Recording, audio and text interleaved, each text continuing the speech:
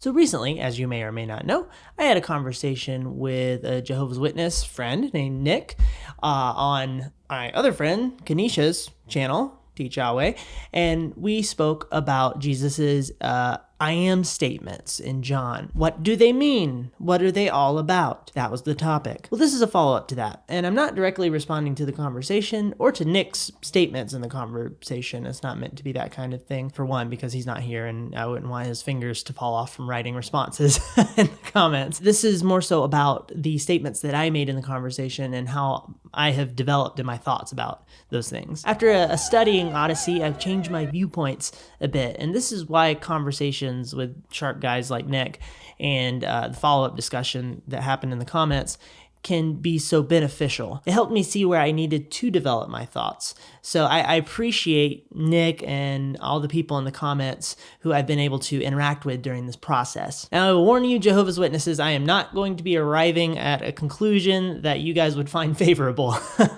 But here we go. So once again, the issue is that we see John use these ego eimi statements in various places, such as John 8 in verses 24, 28, and 58, John 13:19, and John 18:5-8, where Jesus says ego eimi and the soldiers fall to the ground. Now, my initial approach was to connect the statements in John 8 to Exodus 3:14. This is where we have God, in our English translation, referring to himself as I am who I am when speaking to Moses. And to the Jehovah's Witness watching, I know you would take issue with this translation. We'll get there in a minute. But after studying, I've noticed some things that don't make sense with that approach. And one of the things is how the Septuagint renders Exodus 3:14. In Hebrew, we see God refer to himself as Ehyeh Asher Ehyeh, which is commonly translated into English as I am who I am. You could also translate it as I will be who I will be. And I know Jehovah's Witnesses are big fans of references, so here's one from Dennis Prager. He's a pretty popular guy. Well, he's a Jewish fellow who's an expert in biblical Hebrew. Also, I heard he had a bad fall that landed him in the hospital recently, so prayers for him. Let's listen to his take. Keep in mind that Dennis Prager has no desire to defend the deity of Christ. This is from his commentary of Exodus. God identifies himself with a name having 4 possible meanings, each one perfectly accurate. I am what I am who I am, I will be what I will be who I will be. The reason all 4 translations are accurate is Hebrew does not have a word for the present tense verb to be. In other words, there's no Hebrew word for am, or is, or are. Therefore, in order to say I am Joseph, for example, one would say Ani Joseph. I, Joseph. The absence of the present tense of to be is not unique to Hebrew. It is also true of Arabic and Russian, among other languages. So here, when God uses the future tense verb to be, it literally means I will be. So that's his take. Ultimately, I see no reason to assume that this isn't an accurate translation. But anyway, if we're trying to make a direct connection between John's use of ego eimi and the Septuagint's rendering of Exodus 3:14, we have a bit of a dilemma. It would have been unlikely that he was referencing the Septuagint here because ego eimi, I am, is used at the beginning of the sentence, followed by haon, which you could translate as the being one. So it'd be like if I said, I am a father, you wouldn't then go and say, oh yeah, James is I am. That's I am over there.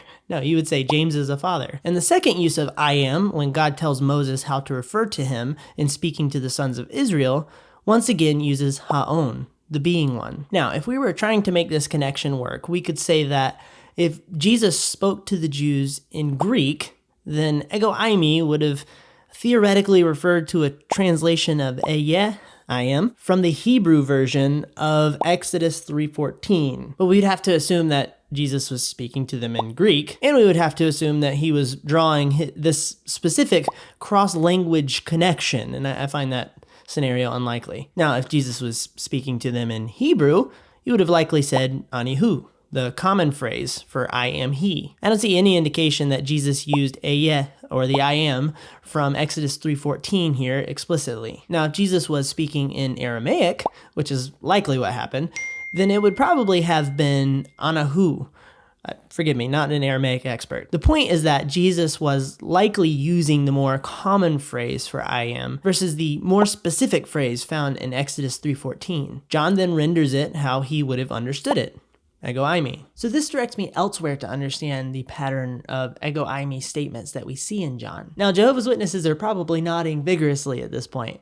Well, I'm not going to arrive at the same conclusion as you guys, and I still believe that Jesus is claiming to be God here. And I believe that John 8:58 does connect to Exodus 3:14, but there's an extra step that I didn't realize before. The entire pattern of ego eimi statements that we see in John are references that are meant to direct us elsewhere. And I shall now get into that elsewhere. And I think it's important to remember that Jesus' use of ego eimi in John is a pattern of identity statements made within various informative contexts. John 8:58 is no different. The Jehovah's Witness interpretation, with the use of I have been, would have him essentially making a statement of existence in contrast with the other identity statements. But the statement in 8:58 is part of the pattern. So with that said, I believe the more direct reference here is a collection of statements made in Isaiah. These are statements that use anihu in the Hebrew version and ego eimi in the Greek Septuagint. And these verses of interest in Isaiah are 41:4, 43:10, and 46:4. 41:4 says, "Who has performed and accomplished it, summoning the generations from the beginning? I, the Lord, am the first, and with the last, I am he." 43:10, Jehovah's Witnesses will be very familiar with this. "You are my witnesses, declares the Lord, and my servant, whom I have chosen, so that you may know and believe me and understand that I am he. Before me there was no God formed, and there will be none after me." 46:4, "Even to your old age, I will be the same." In Greek, that is ego eimi. And I'll also add that the ESV version of this does have I am he. "And even to your graying years, I will carry you. I have done it, and I will bear you. And I will carry you, and I will save you." Now, I think we could also toss in Deuteronomy 32:39 here as well. "See now that I am he, and there is no God besides me. It is I who put to death and give life. I have wounded, and it is I who heal. And there is no one who can save anyone from my hand." So in both the Old Testament and the New Testament, we see this pattern of ego eimi statements. One is referring to God, one is referring to Jesus. Jesus' audience and John's audience would have been familiar with what Isaiah has to say about God. I believe the pattern in the Old Testament is continued by Jesus in John. In fact, if you go to an online ESV, for example, and search I am he, you will likely see a list of statements that are either made by God or by Jesus. And yes, I know we have the exception in John 9 where the healed blind man says ego eimi as well. I'm not saying that no other human can ever use ego eimi in the way that Jesus did. My only point here is that there is a pattern of these ego eimi statements that either connect to God or to Jesus. This approach would address the language issues of what Jesus would have likely been saying in real time and how John understood it. In John 8:58, this would explain why Jesus is saying, "Before Abraham was born, I am," or "I am he." And this would explain their confused response in verse 24 and 25, where he says, "Ego eimi," and they say, "Who are you?" Followed by their severe response in verse 58 once they got the point. If Jesus was speaking to them in Hebrew, directly quoting Exodus 3:14, I think they would have got the point very quickly. I believe this also enlightens us as to what is happening in John 18.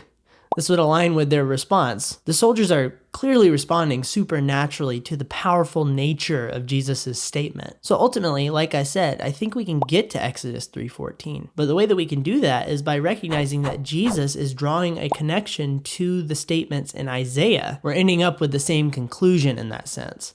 But I'm seeing that the more direct reference being made by John is to the ego eimi passages primarily in Isaiah. So Jesus' repeated use of this phrase with its various applications and effects on the people around him who are hearing this, paired with a strikingly similar pattern of claims from God in the Old Testament, indicates that Jesus was drawing a connection and making a claim to divinity. And not little g divinity, Jehovah divinity. You might be thinking, well, maybe Jesus was just referring to himself as the Messiah or the Son of Man when he was saying, "I am he." Well, I think there would be a burden of proof there.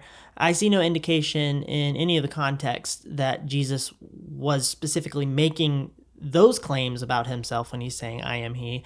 And there are times when he is saying, "I am the bread of life. I am this, I am that." So I see no reason to assume that that's what he did mean when he was saying those things.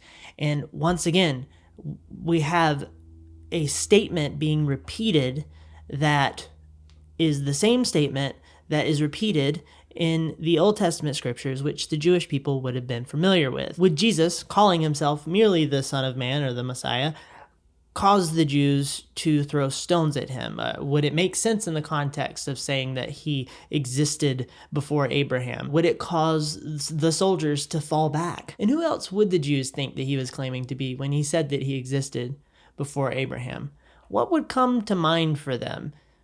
What would be their options, especially considering the fact that he used a present tense statement? I know we have disagreements about how that ego eimi should be rendered in verse 58, but if he was using a present tense statement, that would be different than him just saying that I existed at a point in time before Abraham was born. Before Abraham was born, I am he. That statement is very specific and peculiar, and I don't believe that it was merely a statement of when Jesus existed. So that's about it. Once again, I appreciate all of the discussion leading up to this, and I was able to find some great articles and forums online to pull from. And I did want to specifically mention Dr. James White's article about this topic. He helped me out tremendously, and I'll actually link to that below because I think it's a much more fleshed out version of what I'm talking about here. With all that said, I'd love to read your thoughts and have further discussion, and I make this video out of love for Jehovah's Witnesses. I hope there's no mistake there. Thanks, guys. God bless.